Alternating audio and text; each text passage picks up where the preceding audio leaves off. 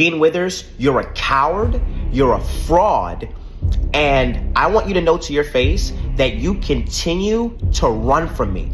You duck and you dodge me. And to all his fans, you are following a fraud.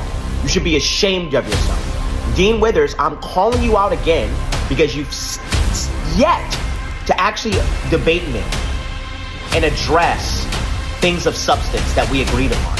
So this is a follow-up from the Dean Withers debate. This video is going to include 3 sections. Firstly, the night before the debate, when the thesis was actually established that Dean Withers kept running from. The second is going to be like 4 minutes of the debate. And then the third is going to be after debate, me exposing Dean Withers for his constant running from the debate. The debate was like a total of 30 minutes, and I'll be posting the full thing on YouTube if this video gets like 1,000 likes or something like that. So like the video and share it out.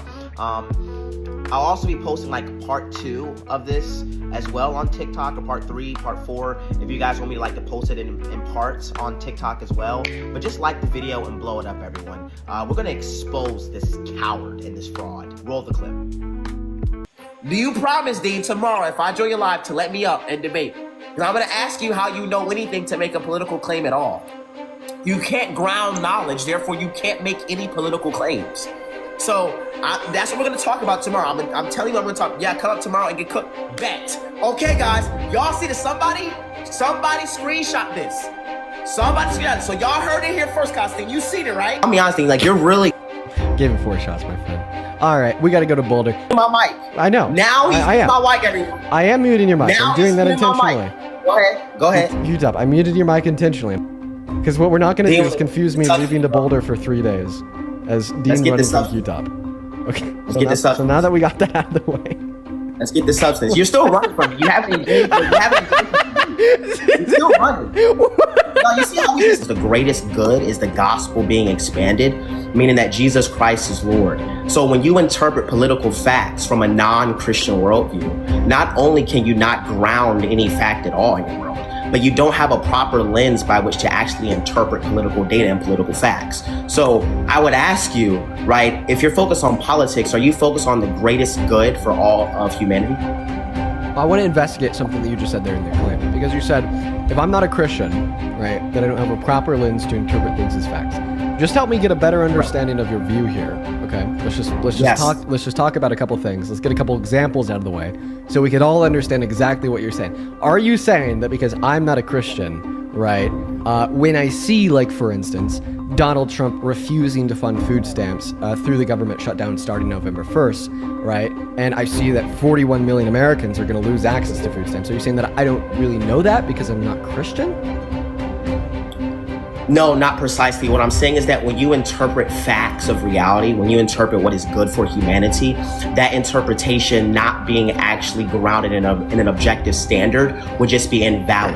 So but the objective standard for like the idea that 41 million people are going to lose food stamps would be like the evidence for that, because that's how many people are on food stamps. The USDA is like running out of money because of the government shutdown, right? Like that's objective, right? Like the number of people on food stamps. Like that's an objective fact, right? That's going to be true, right? Like the fact that USDA is running out of money, right? That's objectively true, right?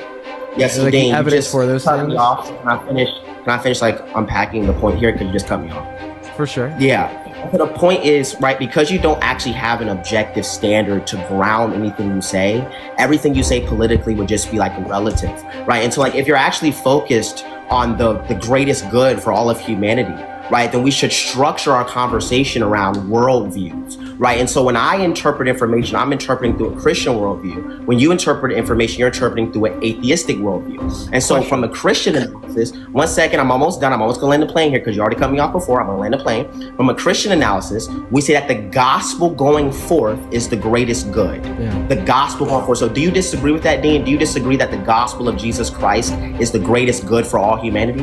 Well, I think what like I more specifically disagree with. According to everything that happened last night when you and I were on live, Dean came into the room and you challenged him on a debate with a specific thesis in mind, and which was in your worldview, what sustains any knowledge that you can predicate any political claim on.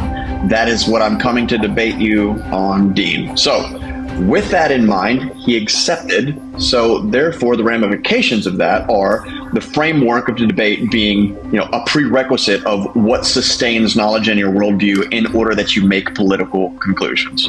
Yes. So, as you guys see, Dean Withers ran away from the thesis of the debate, which we agreed upon, which was discussing worldviews. That's why I kept asking him the question during the debate, do you believe that the gospel going forth is necessary, which would mean that you are a Christian, which would mean you actually have a worldview to discuss knowledge and predicate political facts. However, Dean ran.